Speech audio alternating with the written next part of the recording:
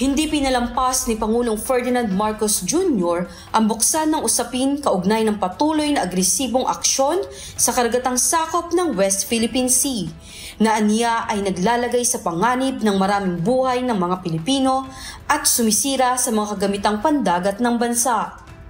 Binatikos rin ito ang tangkang paglalagay ng nature reserve sa Bajo de Masinloc na malinaw namang sakop ng jurisdiksyon ng Pilipinas. Ito aniya ay tahasang paglabag hindi lamang sa soberenya ng bansa kundi maging sa karapatan ng mga Pilipinong mangingisda sa ilalim ng United Nations Convention on the Law of the Sea o UN Clause at ng 2016 Arbitral Award.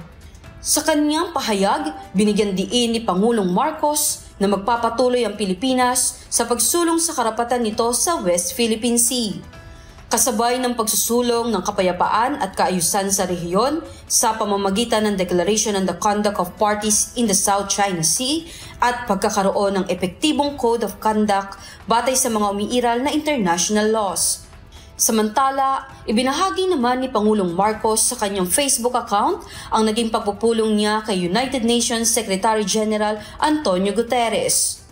Anya, kanilang tinalakay ang ilang areas of cooperation, pang-ekonomiya at usaping may kinalaman sa climate action.